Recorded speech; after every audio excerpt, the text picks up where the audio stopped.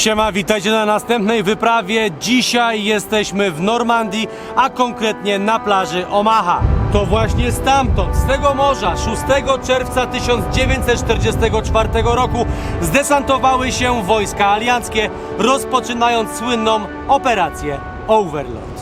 Oraz słynny D-Day. Koniec II wojny światowej. Europa płonie już od 5 lat. Jest jednak jedna ciągle nieprzekroczona linia. Kanał La Manche. To właśnie tam, po drugiej stronie w Anglii, alianci rozpoczynają tajną misję pod kryptonimem Overlord, która da początek końca III Rzeszy. W dzisiejszym odcinku udamy się na wybrzeże Francji, aby przedstawić Wam historię lądowania w Normandii oraz pokazać najsłynniejsze miejsca, takie jak plaża Omaha, znana z filmu Szeregowiec Ryan. Jednak nie zapominamy o tym, że Overlord był jedną z największych i najkrwawszych inwazji morskich w historii, w której ryzyko niepowodzenia było tak ogromne, jak liczba statków i okrętów, która wzięła udział podczas D-Day.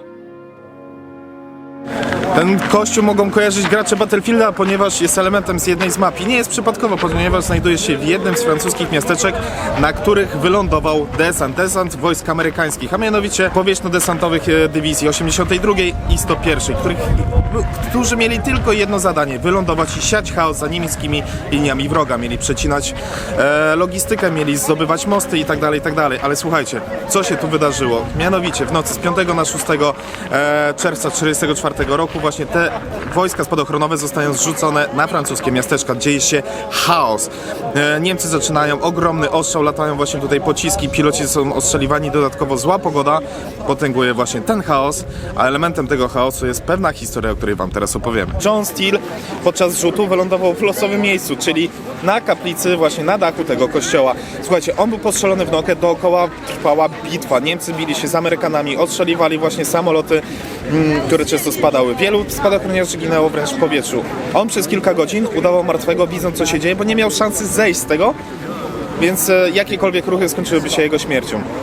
Po kilku godzinach Niemcy go ściągnęli, potraktowali jako jeńca wojennego, ale po kilku dniach uciekł i dołączył swojego oddziału. Zła pogoda, przelot na niskiej wysokości oraz masowany ostrzał niemiecki powodował to, że spadochroniarze lądowali w totalnie losowych punktach niewyznaczonych przez sztab, więc ci żołnierze w chaosie szukali siebie nawzajem, łączyli się w jakieś pododdziały, które nie były wyznaczone lokalnie, ale mimo wszystko walczyli. Posłuchajcie o pewnej kompanii braci, o której chyba słyszał każdy z nas. D-Day jest na tyle gorącym tematem, że powstaje o tym szereg filmów wojennych. Ukochany szeregowiec Ryan, Longest Day, między innymi, w którym jest historia spadochroniarza na dachu tego kościoła, oraz chyba najlepszy serial wojenny w historii, czyli Kompania Braci, który jest opisany właśnie na kanwie wspomnień książki kompanii Easy Company właśnie ze 101 Powietrznej Desantowej. Co się działo tutaj, co było pokazane w serialu? Właśnie chaos, rozrzut, ogromne straty bojowe, ponieważ spadochroniarze często tracili 30% składu osobowego. Pierwszego dnia podczas lądowania w D-Day nawet porucznik Winters, który przejął dowodzenie nad kompanią Easy, był dopiero trzecim oficerem, ponieważ pierwszy i drugi zginęli podczas pierwszego dnia lądowania. Ale oni świadczyli również niewątpliwe bohaterstwo i przykładowo zdobycie 4 haubic przez oddział 12 żołnierzy dowodzonego przez porucznika Wintersa. Do tej pory jest wzorem dla żołnierzy na Akademii w West Poincie. Do tej pory idealny przykład taktyki właśnie NIS małych zgrupowań. Także ogromne straty, ogromne poświęcenie, ale przy okazji ogromny heroizm, który był skuteczny, bo naprawdę siali tutaj ogromny zamęt za liniami wroga. D-Day to przede wszystkim plaża i fortyfikacje, na które się udamy. Potrzeba im pokazać, jakie ciężkim było zadaniem zdobycie plaży w Normandii. Na chwilę przerywamy odcinek, aby opowiedzieć Wam o partnerze dzisiejszego materiału, firmie Gold Saver. Gold Saver to część zaufanego dostawcy złota Golden Mark, który działa w Polsce od ponad 15 lat. To sklep internetowy, w którym możecie bezpiecznie i na własnych zasadach kupić sztabkę złota o wadze 1 uncji. I co może Was zaskoczyć? Można to zrobić dosłownie po kawałku. Jak to dokładnie działa? Po zarejestrowaniu się na goldsaver.pl kupujecie złoto tak, jak Wam pasuje. Kiedy chcecie chcecie, jak chcecie, już od 50 zł. Po każdej transakcji dostajecie fakturę, a kiedy uzbieracie ilość złota potrzebną na 1-uncjową sztabkę złota, możecie ją odebrać w salonie Golden Mark w paczkomacie albo zamówić kurierem. A jeśli wolicie, złoto możecie sprzedać w dowolnym momencie, niezależnie od tego, ile go posiadacie. Gold Saver to prosty sposób na kupowanie złota po kawałku, bez konieczności wydawania od razu dużej kwoty. Firma przygotowała też specjalny kod rabatowy. Nowy użytkownik przy rejestracji dostaje 100 zł rabatu na swoją pierwszą sztabkę złota. Wszystkie potrzebne informacje znajdziecie w opisie tego filmu. Znajdujemy się w Point du Hoc i tutaj nazwa Hack nie jest przypadkowa, ponieważ właśnie na początku D-Day w to miejsce dociera 225 rangerów dowodzonych przez Jamesa Rudera. Ich zadaniem jest zdobycie tego przyczółku, ponieważ znajdowały się tutaj według właśnie brytyjskiego wywiadu ogromne baterie mogące pokryć swoim obszarem działania plaże Utah oraz Omaha. Rangersi mają do pokonania ogromne klify i przy użyciu drabin strażackich oraz takich specjalnych wystrzeliwanych lin z hakami, no i oczywiście zwykłych lin, pokonują praktycznie pionowe ściany. Przejmują Point du Hoc, ale nagle następuje niemiecka kontrofensywa i przez następne 2 dni muszą się w tym miejscu bronić, ale cały czas z tyłu głowy mają myśl, że przecież z plaży Omaha mają przyjść posiłki. Posiłki z Omachy nie przyjdą. I miałem tutaj na myśli, że posiłki nie przyjdą w wyznaczonym czasie, ponieważ zdobycie Omachy przeciągało się. Natomiast Point du Hoc do dzisiaj jest uznawane jako miejsce ogromnego męstwa i chodzi tutaj właśnie o tą kwestię wdrapania się na klify pod niesamowitym niemieckim ostrzałem. Przejdźmy się teraz dookoła, bo to dalej są świetnie zachowane fortyfikacje niemieckie. Możecie słychać cały czas hałas ludzi, którzy rozmawiają. Generalnie to jest Zobacz. wycieczek. Typowa niemiecka konstrukcja. Zejście z 2 stron, na wprost karabin, co nie? To co już znamy. Zobacz, gazoszczelne drzwi, poczwórne zamki. I wiecie co, ich coś takiego było łatwiej czyścić też miotaczami ognia, bo często było tak, że rangersi podbiegali pod takie drzwi, wiedząc, że właśnie tutaj trafią pod ostrzał karabinów maszynowych, po prostu czyszczono to granatami i miotaczami ognia. Prawdopodobnie tutaj właśnie stała jedna z tych armat.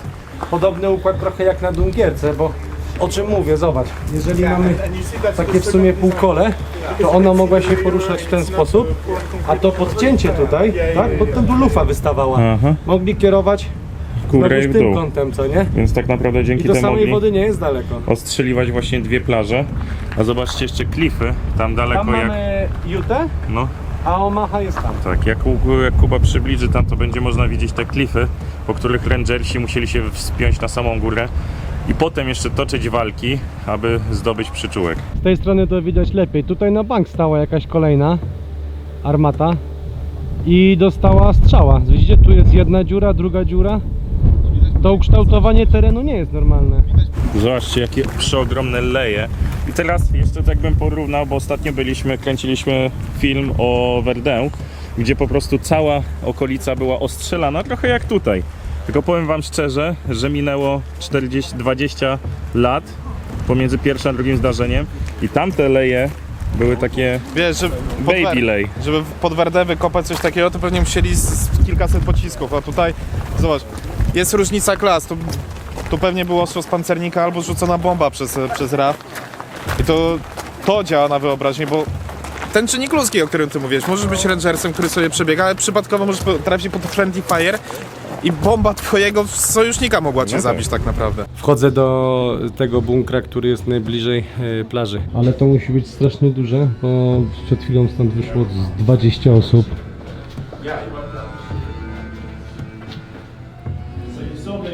Okej.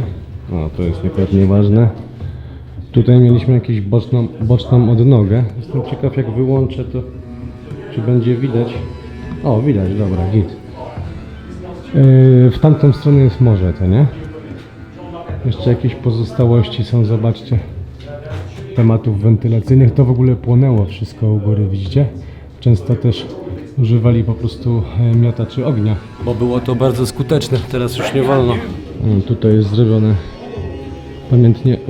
tablica upamiętniająca właśnie tych rangersów. Zobaczcie, w tym miejscu jest też zasuwa. Tam jest wejście. i po prostu można było ostrzeliwać od razu wejście. Kwestia takie bezpieczeństwa. Tutaj też jakieś boczne odnogi. No i to jest ta główna część właśnie. O, nikogo nie ma, ale fart. Tutaj właśnie stały te karabiny. Ludzie z karabinami. Nawet podpórka jeszcze. I mieli cały perymetr, obserwowali. Tam jest plaża Utah. Nawet jak bym przyzoomował, to i może by ją było widać. O, to takie żółte, co nie? A znowuż z tej strony Omaha, ale jej nie widać, ponieważ jest ten cypelek, co nie? Tutaj jeszcze podsłuchałem rozmowę, że na wejściu była taka strefa do dekontaminacji, ponieważ jakby został użyty gazy bojowe, między innymi gaz musztardowy, to mogli się po prostu wyczyścić, bo on był bardzo żrący, a jak wiemy z bitwy pod Verdun był po prostu przeokropny.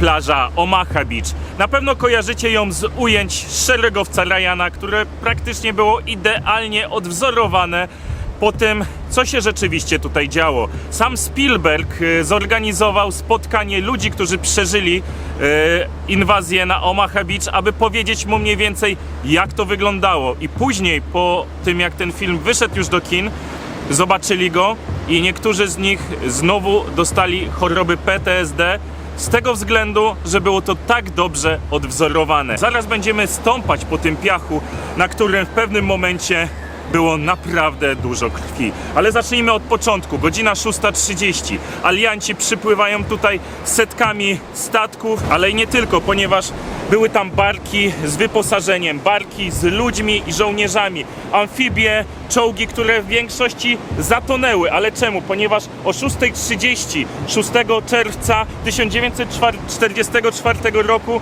pogoda i morze było tutaj bardzo zburzone. Więc alianci, którzy już tutaj dotarli, udało im się przeżyć. Przez pierwsze 3 godziny tak naprawdę byli ciągle pod ostrzałem niemieckiej 352 brygady. Więc powiem wam szczerze, że to, co tutaj się działo, można powiedzieć, że była to rzeź. Przez pierwsze 3 godziny mówi się, że od 60 do 70% ludzi, żołnierzy, którzy wyskakiwali z barek, przechodzili przez wodę, aby dojść do plaży i dalej iść na umocnienie niemieckie, nie przeżywało. Ale czemu plaża Omaha była najtrudniejsza? Po pierwsze, przed 6:30 alianci, jak wiecie, zrzucali setki bomb tutaj, aby oczyścić teren. Ale umocnienia na plaży Omaha za bardzo nie zostały zniszczone, więc Niemcy mogli prowadzić swobodnie z nich dalej ostrzał. Do tego, jak już wcześniej wspominałem, 352 brygada elitarna wojsk niemieckich, która już miała doświadczenie na froncie wschodnim, skutecznie odpierała atak aliantów, którzy mieli niewyobrażalne problemy związane jeszcze z samą naturą i pogodą. Alianci, którzy biegali z barek, którzy starali się cokolwiek zrobić, przede wszystkim na początku nie mieli łączności. Ich broń była przemoczona. Na pierwszy rzut oka może to wyglądać jako pomnik i jest pomnikiem, ale on jest zrobiony na schronie, bunkrze, który ma numer 72. O tyle bardzo istotny, że zobaczcie, pod nami, żeby była jasność, pod nami jest bunkier, to jakby całość jest bunkrem, ale zobaczcie, jaki on krył perymetr. My jesteśmy jakby na rogu Omaha Beach. Ona zaczyna się tu, biegnie aż do tamtąd, więc mógł pruć tak naprawdę w cały ten cypel, w całe to wejście tam do środka, znaczy nie cypel, tylko właśnie w to zagłębienie, że jeżeli tam się desantowali alianci, to stąd Niemcy mieli praktycznie idealny ostrzał, bo widzieli ich po skosie. Całe to przedpole i automatycznie to samo jest z drugiej strony, które kryło ogień jakby w naszą stronę. Niemcy robili też taką akcję, że na przykład z linii Maginota zabierali działa i montowali je tutaj, czyli używali jakby francuskiego sprzętu. I jeszcze jeden temat. Wy tego nie widzicie w kamerze, możecie to czasami słyszeć i my też się staramy unikać takich akcji, żeby tego nie filmować.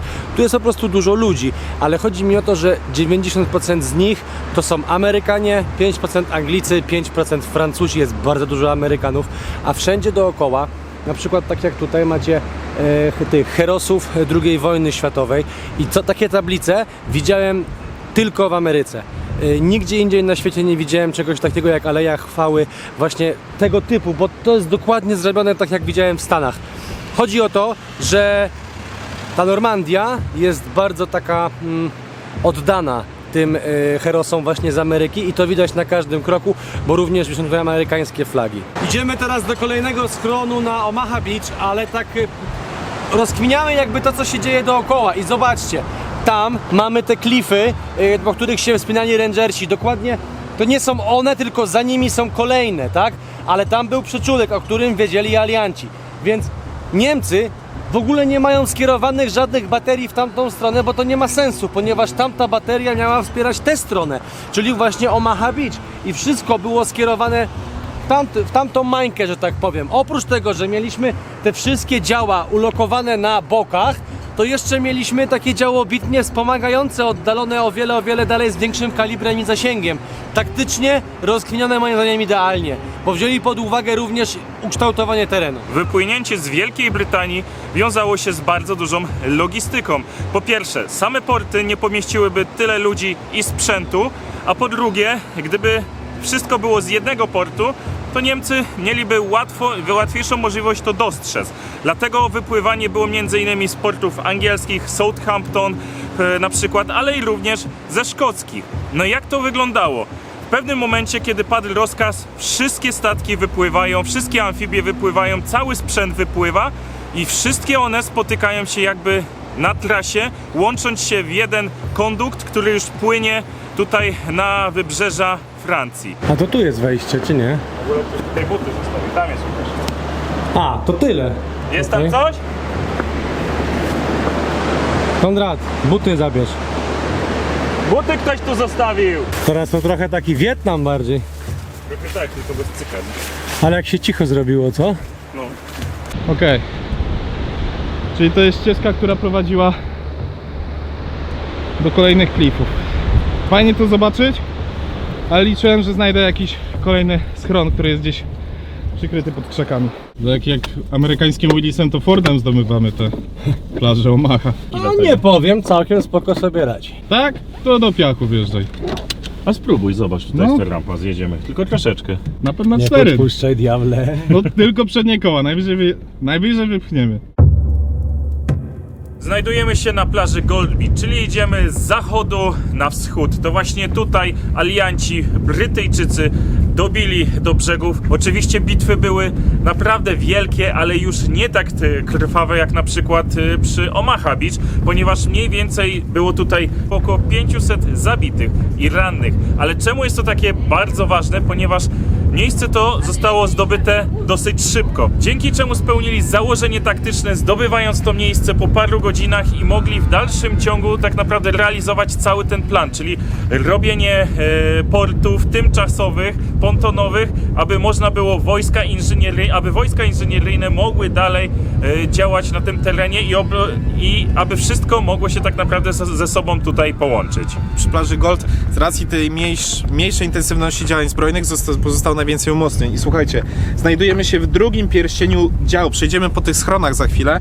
Zwróćcie uwagę, działa 150 mm 4, które były jakby w drugim pierścieniu, który miał bombardować właśnie plażę i utrudniać natarcie aliantów, którzy tutaj przychodzili. Oczywiście alianci musieli przebić przez tranżeje, przez karabiny maszynowe 20 mm, 50 mm, schrony dowodzenia i oczywiście przejść przez plażę podobnie jak Omaha. Tylko z racji tego, że te działa były mniej licznie obsadzone niż na plaży Omaha oraz z racji tego, że większość sił były właśnie w Calais, także alianci mieli dużo łatwiejsze zadanie niż na plaży Omaha, ale słuchajcie, przejdźmy się po tych schronach.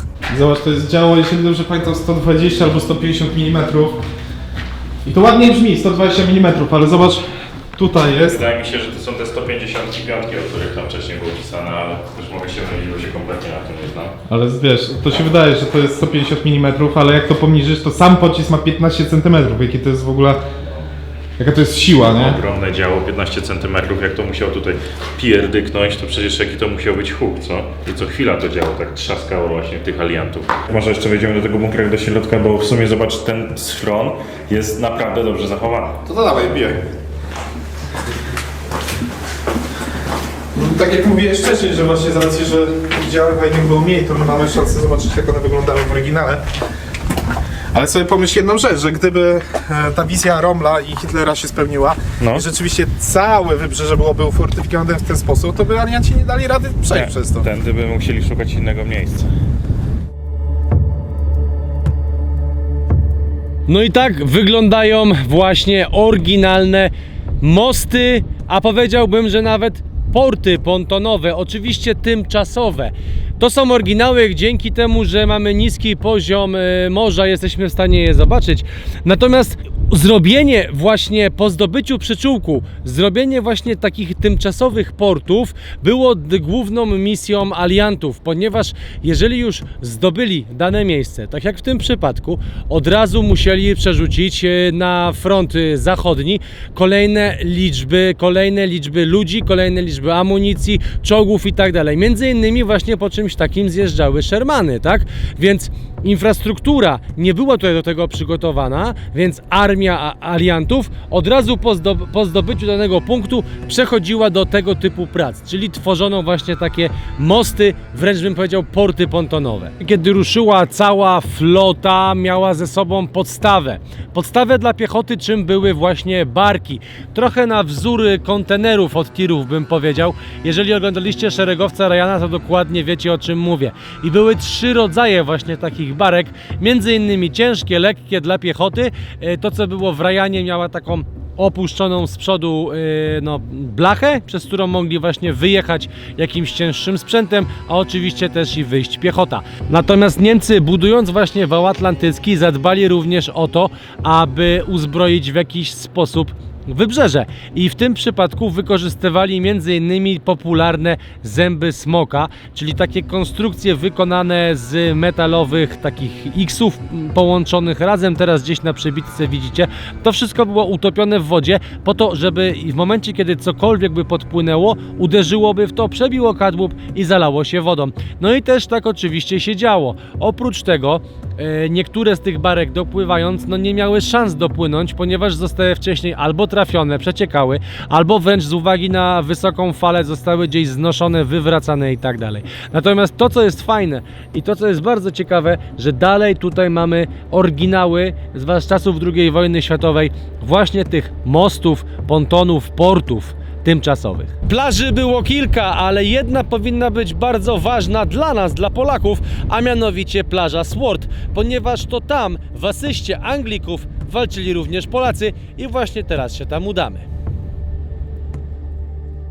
Znajdujemy się na plaży Sword. To właśnie tutaj alianci uderzyli najbardziej wschodnią flanką i to właśnie stąd mieli dalej ruszyć na Calais. Ale teraz taki polski akcent w związku z tym, że za moimi plecami powiewa również polska flaga. Mimo to, że armia generała pod przywództwem generała Maczka wkroczyła tutaj dopiero w sierpniu 1944 roku, to nie możemy zapomnieć o tym, że mimo wszystko bardzo Polacy pomogli przy tej ofensywie. Po pierwsze, dywizje z RAF-u 302, 303, 315, 16 i 17 czy z marynarki wojennej na wodzie, gdzie ORP Krakowiak, Ślązak, Dragon, czyli polskie statki, które tutaj ostrzeliwały niemieckie pozycje, ale i również Polacy sami brali udział w D-Day, z tym, że nie, można powiedzieć, nie pod polską flagą, a pod przywództwem chociażby wojsk